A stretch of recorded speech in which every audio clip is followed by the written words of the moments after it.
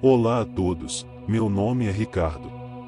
Hoje, vou compartilhar com vocês uma história que pode parecer inacreditável. Espero que possam compreender as escolhas que fiz, pois elas foram movidas pelo desespero e pelo amor. Desde a infância, minha vida foi marcada por dificuldades extremas.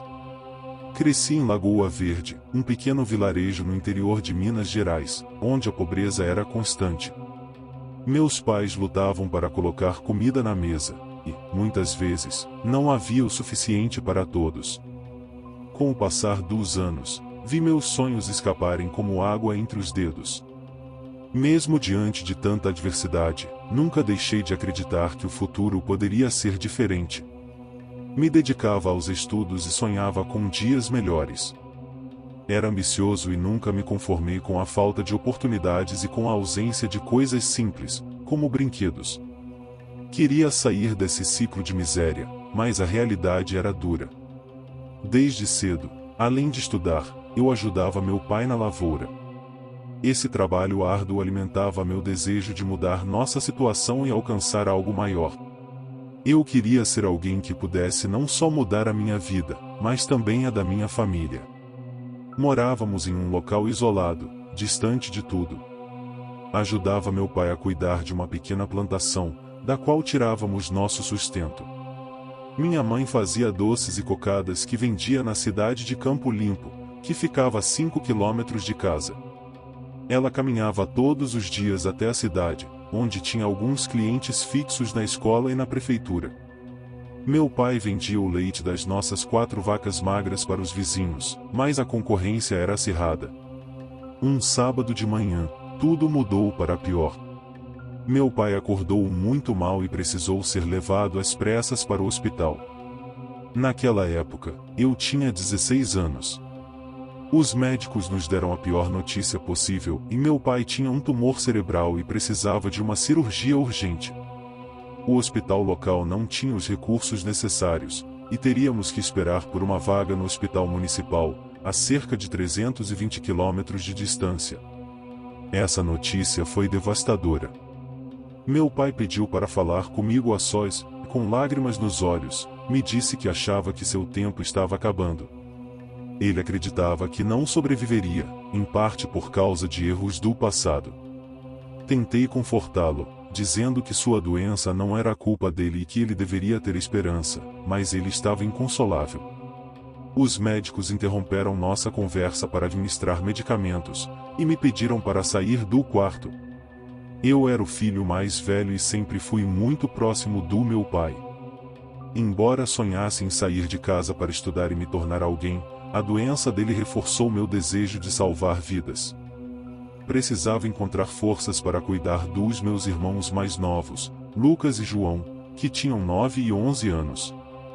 A situação se tornou ainda mais desesperadora porque quase não tínhamos comida em casa. Meu pai fazia a colheita e vendia nossos produtos.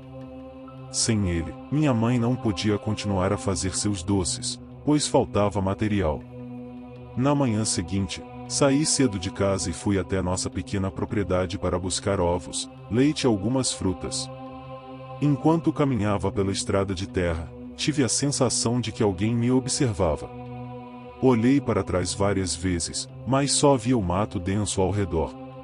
Apesar de me considerar corajoso e de não acreditar em fantasmas, a sensação de estar sendo seguido era perturbadora.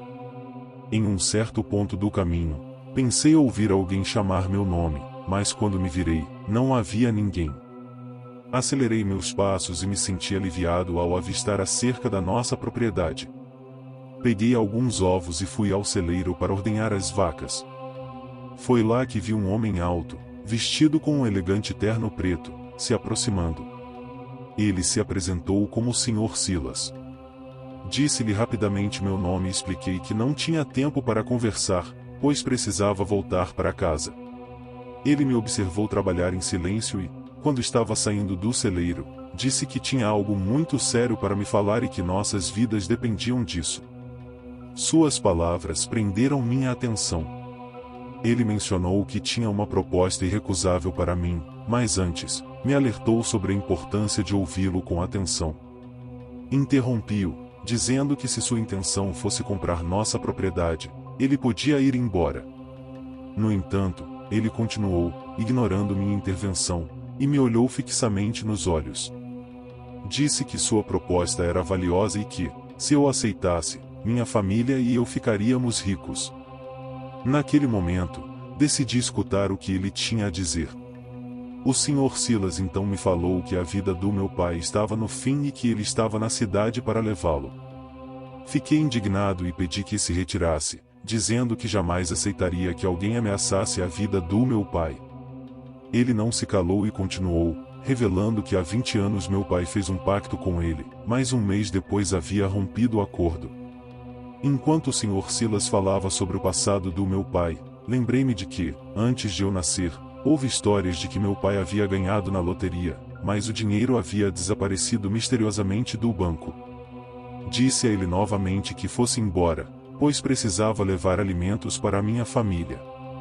Terminei meu trabalho e, quando estava saindo do celeiro, ele me chamou novamente e disse que, se eu quisesse que meu pai vivesse, deveria aceitar sua proposta.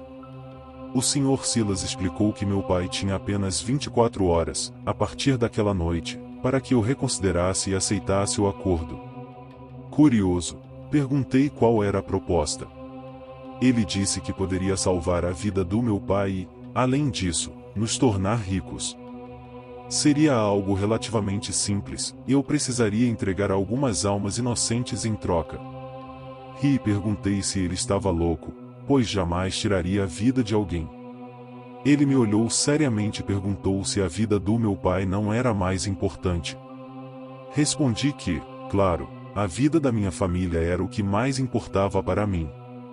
Ele continuou, dizendo que, se eu aceitasse, além de salvar meu pai, eu me tornaria um médico de sucesso. Não levei suas palavras a sério e saí do celeiro, voltando para casa sem olhar para trás. Vivíamos em uma casa simples, sem telefone. Nosso único meio de contato com o mundo exterior era através do telefone da vizinha, Dona Rosa, dona do único mercado do povoado.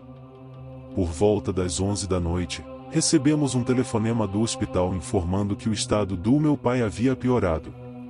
Sensibilizada, Dona Rosa nos levou ao hospital.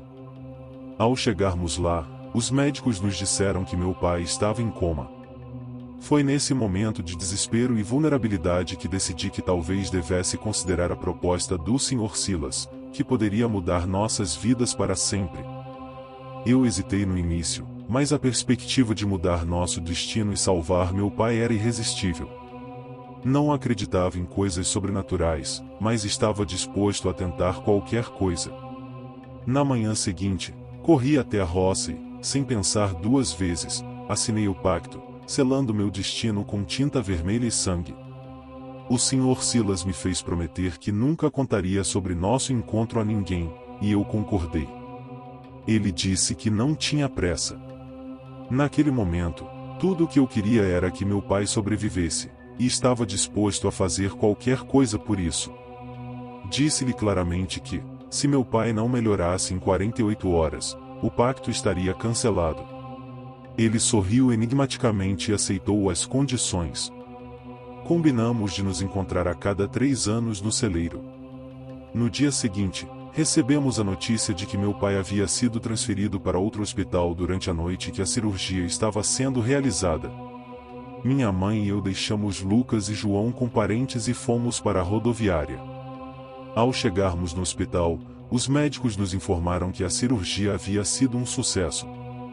Com o passar dos dias, meu pai continuou a melhorar e, em 2 semanas, ele teve alta. Embora essa fosse uma notícia maravilhosa, eu sabia que tinha um preço muito alto a pagar. Tentei deixar as coisas acontecerem, esperando que as promessas do Sr. Silas fossem apenas um blefe. Sinceramente, não via como poderia me tornar um médico de sucesso. Na mesma semana, um tabelião nos visitou, trazendo a notícia de que um parente distante nos havia deixado uma grande herança. Meu pai dizia que não conhecia esse tal parente, mas também não se preocupou em investigar, pois aquela fortuna veio para transformar nossas vidas. Foi então que percebi que meu destino estava traçado e que precisava me preparar psicologicamente para cumprir a minha parte no acordo. Nos anos que se seguiram, minha vida mudou drasticamente. Dediquei-me aos estudos e me tornei um médico de sucesso, subindo rapidamente na carreira. Dinheiro, poder e reconhecimento estavam ao meu alcance, mas o peso do pacto assombrava minha mente constantemente. O acordo que fiz com o Sr. Silas não era apenas sobre assinar um pedaço de papel, era um compromisso sombrio, uma entrega de algo muito mais pessoal e doloroso, em uma vida a cada 3 anos. Convenci-me de que estava no controle e que poderia lidar com qualquer desafio. Mas quando os primeiros 3 anos se passaram e eu obtive o emprego dos meus sonhos, o momento de cumprir o acordo chegou. Enfrentei uma escolha terrível, a quem sacrificar para honrar o pacto. O medo de perder aqueles que amava prevaleceu, e fiz o impensável. Traí a confiança de todos ao meu redor e tirei a vida de uma pessoa inocente. Minha primeira vítima foi uma jovem que conheci quando eu tinha 26 anos. Desde aquele momento, os gritos de dor da vítima me assombravam como uma maldição, perturbando meus sonhos e corroendo minha sanidade. A cada 3 anos, eu era forçado a repetir o ritual macabro, sacrificando outra alma inocente para garantir minha sobrevivência. Tudo mudou quando conheci Clarissa no hospital onde eu trabalhava como plantonista. Desde o primeiro olhar, senti algo diferente em Clarissa. Ela irradiava luz em meio às trevas da minha existência, e logo nos apaixonamos. Em menos de 1 ano, pedi-a em casamento. Clarissa assumiu a responsabilidade de organizar a cerimônia, mas, para minha infelicidade, a data escolhida coincidia com o prazo para o próximo sacrifício. 15 dias antes do casamento, decidi que não poderia mais continuar com o pacto. Não queria mais destruir vidas e desejava me tornar um pai de família digno. Já havia feito 3 vítimas e achava que isso era suficiente para que o Sr. Silas me deixasse em paz. Naquela noite, preparei o altar como combinado anos atrás e chamei seu nome 3 vezes, mas ele não apareceu. Sabia que ele estava ciente de que eu queria cancelar o pacto. Os dias passaram, e nada aconteceu. A cerimônia de casamento ocorreu conforme o planejado, e logo Clarissa veio morar comigo. Nos primeiros anos, nossa vida era perfeita, mas no dia em que completamos 3 anos de casamento, Clarissa adoeceu misteriosamente. Nenhum médico conseguiu encontrar um diagnóstico para sua condição. Comecei a ter pesadelos com o Sr. Silas, que sorria macabramente e me dizia que Clarissa só melhoraria se eu cumprisse o acordo. Desesperado para salvar minha esposa, saí em busca de minha próxima vítima.